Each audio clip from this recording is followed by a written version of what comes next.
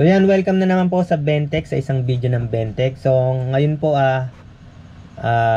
malapit na yung 2024. So nanonood ako ng mga video dito sa YouTube. Isa na to sa pinakamalaking printing channel yan. So nakita rin natin yan, tsaka nakita rin natin tong video ni Sai TV, Print and Cut, tsaka yung video ni Printing Shock. So kanya-kanya namang strategy yan. So may mga strategy, marketing strategy to si Printing Shock.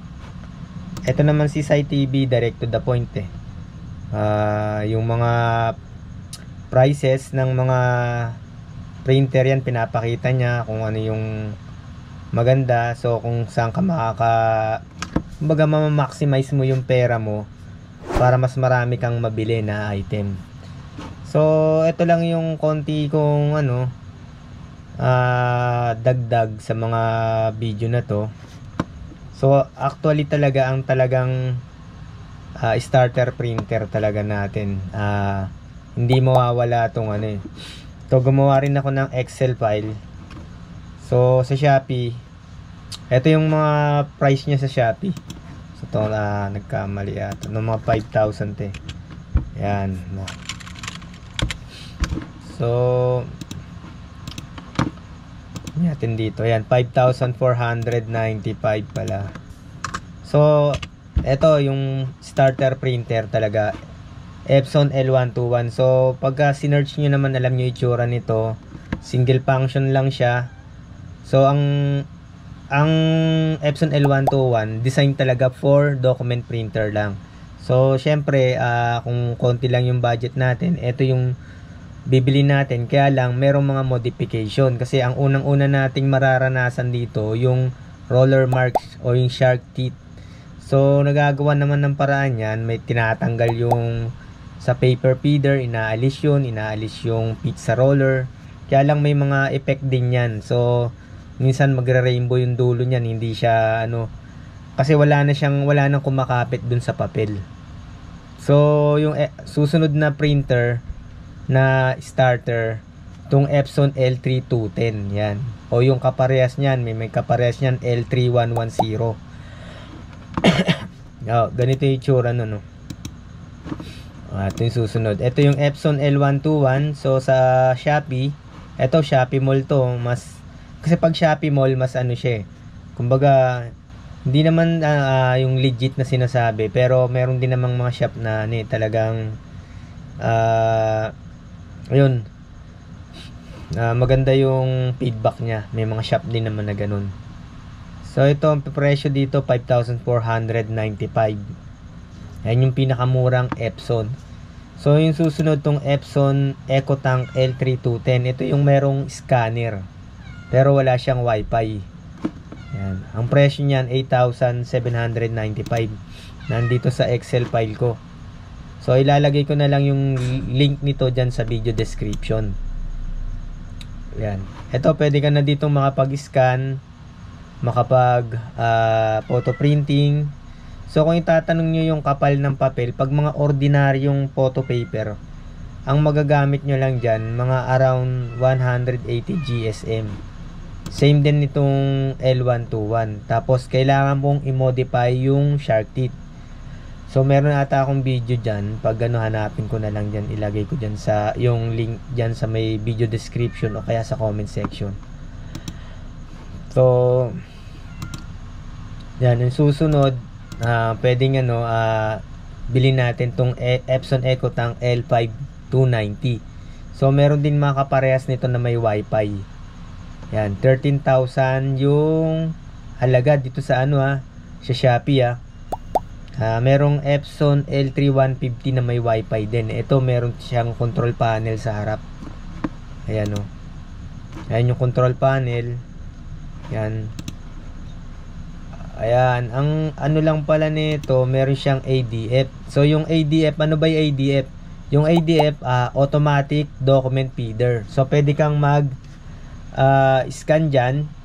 Kasi minsan yung medyo tinatamad na tayo isa-isa pag flatbed. Pag isa-isa yan, ang tagal niya. Halimbawa, meron kang i-scan na o kaya ipo-photocopy na 10 pages, isa-isa mo siyang i-open tong halimbawa tulad nitong L3210, isa-isa mo siya diyan ipasalpak. So medyo time consuming. So pag may ADF, mas mabilis na kasi isang pindot mo lang yan, i-scan na siya diyan o kaya ipo-photocopy niya. Kaya lang yung ADF may disadvantage yan. Ito yung yung warning, lalo na pagka bago may nagpaano sa'yo. Tapos yung dala-dala niyang document ay luma. Yung siguro mga ilang years na yung, kumbaga sabihin na natin parang pamunas na yan ng sa sobrang lambot na nung papel pagkain mo talagang kala mo tissue na lang. Parang tissue paper na lang yung document, lumang-luma na. Kung yan ay mahalaga, legal documents yan, yung mga marriage certificate nung araw na mahaba, yung birth certificate na mahaba. Kasi may cases yan nung employed pa ako. Ayan, pwede ka kasing masisi. Pag sinubukan mo yun na i-scan dun sa ADF at napunit yan, nasira, dahil nga sa sobrang yung kalumaan, talagang possible tagang mangyari yun. Kaya ang kailangan yan, wag nyo nang tanggapin, ibato nyo na lang sa merong shop na merong long size o folio size o kaya A3 size na flatbed scanner, kasi mas safe yung document pag doon nilagay, kasi mahirap nang masisi. Kasi yung mga document na yan mahirap nang reproduce, lalo na yung mga lumang dokumento, siguro mga 1940s pa na dokumento. Kasi yung kailan lang ba nagkaroon ng ng NSO or yung PSA. Yung mga lumang dokumento walang ganun, kaya mahirap yun makareproduce. Kaya wag nyo nang subukan. Pag miscatch tape nyo naman yan, possible din na na masira, kasi hindi na talaga ganun kaganda yung lapat ng papel. So mas maganda yung ADF sa mga bagong dokumento. Yan. So pwede ka rin makapag doon Xerox ng long sa ADF. Yun nga, pagka walang flatbed scanner yung printer, wag nyo na, pag luma nga, wag nyo na subukan. So yun yung advantage ng flatbed scanner. So ayan. So susunod na printer, ayan, ito malalaki na to. Ito na yung mga may flatbed scanner na malalaki. Itong Epson EcoTank L415 yan. A3 printer na siya. Kaya niya na mag-print ng malaki. Halos doble ng A4 ang A3. So yun nga, sabi nga ni SciTV dito. So mag-start ka muna sa document printing, kasi lahat naman nagsisimula sa mababa muna. Wag niyo munang pasukin yung sublimation, yan, t-shirt printing, nang hindi nyo pa masyadong gamay yung pinaka yan nga, yung document printing. Kung doon pa lang kayo nahihirapan, what pa dun sa mas parang lang din yan parang sisimula ka muna sa kinder, grade 1, grade 2 hanggang sa makabisado mo na. Kasi kung mabibigla kang bumili na niya ng masasayang yung machine mo tas tatamarin ka ng ituloy. Kaya yan, minsan marami nagbebenta agad ng machine, yung parang overwhelm na makakapanood ng ganitong yung package, ganyan, parang napakadali lang. So mas maganda kung magsimula kayo dun sa mababa. Ayan. So ang dami naman kasi yung mga mga mag-research lang po kayo, ang dami kayong mabibili, makakatipid talaga kayo. Tulad nga nung sinasabi nito ni Sir SciTV Print and Cut, research lang. Kasi kung maniniwala kayo agad sa isang package na yun nga, nakita nyo na yun nga, may mahal, sobrang mahal niya, dun pa lang, kung talagang budgeted lang yung inyong capital, yun, parang lugi na kayo agad. Kasi kung ma-maximize nyo yung capital ninyo, mas maganda. Kaya maganda rin na matuto kayo, pag-aralan nyo na yung mga shark tip na yan. Tsaka wag din umasa sa template. Yun ang inaano ko lang eh. Yung pwede kong kailangan marunong kang gumawa talaga ng sarili mo. Kasi kung aasa ka sa template, hindi madadagdagan yung skills mo dun sa Photoshop o sa Illustrator. Kasi kung ayun, para ka lang nagta-type sa Word nun, papalit-palit ka lang na ano. Maganda pa rin marunong kang gumawa ng sarili mong design. Pero may advantage din naman yung ano, yung meron kang template kasi ang bilis ng pacing ng paggawa ng ano, ng produkto mo o yung nung layout. Pero kahit saan ka kasi mapunta pag marunong kang gumawa at mabilis ka nang mag-layout kahit walang template, eh mas maganda lalo na kung ano ginagawa mo lang ding ano to, yung pagpiprinting eh part-time. Mas maganda na ano ka, magagamit mo pa yan sa trabaho mo kung mga layout artist ka o yung trabaho mo related dito.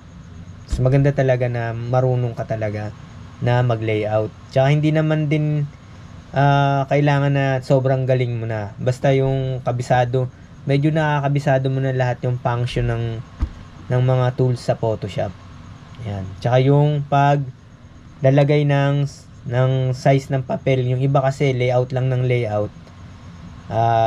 Yung pala yung kailangan nilang size malalaki o maliit, pero ang layout nila laging nasa letter size lang. Lalo na yung mga ano lang, mga natututo pa lang sa ano, yung sa PowerPoint, yung mga ganyan, letter lang yung size, pero kailangan pala nilang i-print sa malaki. So ang tendency yung mga images na de-deform kasi ano uulitin mo kasi yun para maging ano proportion. Mas maganda kung i-layout mo na siya sa tamang size. Yan. So yan, baka humaba na tayo. So ito nga yung L150. So, mayroon siyang scanner na malaki na flatbed. So, bagay na bagay to dun sa mga old documents. Ayan, no. Ayan. So, dalawa yan. Meron akong dalawang inano dito na A3. Ito pala isa. Yan, halos parehas lang din to nung kanina eh. Kaya lang mas mura to kaysa dun sa ano, itong L1 for 150. Yan o, kita nyo rito, achieve legal size, flatbed scanning. Yan. So, ibig sabihin yan, pwede kang mag-scan gamit yung flatbed, hindi yung ADF. Kasi itong L3210, hanggang ano lang to eh, hanggang A4 lang to. So, pag ganyan yung printer mo, etong, meron siyang flatbed na legal, hanggang legal, o lagpas pa ng legal, yung folio size, yung mga yan, mas malaki yung folio size sa ano sa legal size kasi ang legal size 8.5 by 13. Yan. So ito tingin ko ganun din eh. Itong EcoTank L15 150. So A3 din to. So karaniwan kasi dito sa printer, lalo na sa Epson, parehas yung ano niyan eh, yung mechanism. Parehas yung itsura, tas nadadagdagan na lang ng features. Halimbawa, yung isang modelo walang wifi, ito magkakaroon ng wifi, merong ADF, nagiging mas mahal na siya. Pero actually, yung paper mechanism niya, yung paper mechanism, yung printer head, halos parehas lang. So, ayun din, ito yung talagang unang problema sa Epson, yung pag nagpiprint sa ano, yung makapal na papel yan. Yan ang problema sa Epson, lalo na yung mga mababang modelo. Hindi makapag-print ng makapal na papel, shark teeth, yan, may guhit yung print mo, halatang halata, lalo na pag mga glossy. Yan yung problema ng Epson. So, pagka ano, para mawalan ka ng problema sa feeding ng makapal na papel, kailangan mo pang bumili ng mas higher model na mas mahal. Tulad ng Ito, yung ayan, yung Epson L8050. Yan, makakapag feed ka dito ng makapal na papel. So meron na akong video tungkol dito, pakibalikan na lang. Yan, nasa 15,875. So, kasi dito sabi ni Sai TV, basura sa kanya yung ano yung Canon tsaka HP. Pero may nakita akong advantage kung wala ka talagang perang pambili nitong L8050. Kasi so, tingnan nyo ang presyo. Halos 16,000. So, depende rin kasi sa usage yan eh. Kung paggagamitan mo ay invitation, yung mga hindi naman talaga pang matagalan, tapos yung pwede rin siguro sa calling card, yan. Pwede ka na sigurong mag-Canon G1010. Kasi ito yung nga na-discover ko na kasi talaga ako kahit ako hindi ako fan ng Canon dahil nakasubok na ako niyan. Pero ngayon itong G series, to nag-try nga ako, may video na rin ako. Nakapag-print siya ng makapal na papel, which is yung 300 GSM. So kasi mas maganda kasi talaga yung makapal na papel, lalo na kung gagawa ka ng mga invitation na yung mga special invitation. Yan, tawag ko kasi dyan, special invitation, yung mga naka-fold. Teka, may sample ako dito. Tingnan ko yung sample ko dito. Yan. Yan, ganito kasi yung ginagawa ko dyan sa makakapal na papel. Ayan, ganyan. Naka-fold siya. Ayan, ganyan. Ayan yung ginagawa ko. Ayan. Yung Ben Prince tsaka Bentec ako din yan. Ganyan yung ginagawa ko. Ito photo invitation na lang to. Ayan, ganito. Ganyan yung pinagagamitan ko ng 300 GSM. Kasi kung manipis, para sa akin hindi ganun kaganda eh. Tapos pagka yung 300 GSM, nilaminate mo pa yan, mas makapal pa yan. Since ang mahal kasi ng L8050, ang tagal mabawi. Kahit na di ba meron naman kasing replacement ink para sa Canon na okay na yung dye para dyan sa invitation.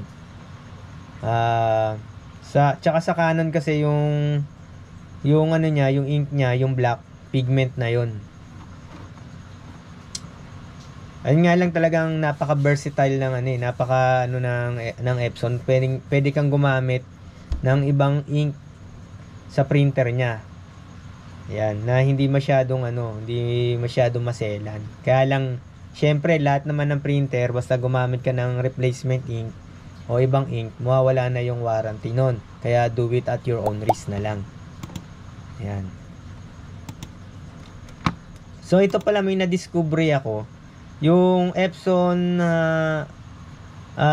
merong genuine ink na pigment. Yung code ng ink niya ay 008. So ito pwedeng gamitin sa printer na ito yung L15150. Yan, pwede mo siyang diyang gamitin. So may nabasa ako dito. Ayan. EcoTank L15150 has an ultra high page shield up to 7,500 black in black and delivers print that are sharp, clear, water resistant. Yan, water resistant. Yan. Ayan. So yung ink code niya, yan, Durabright.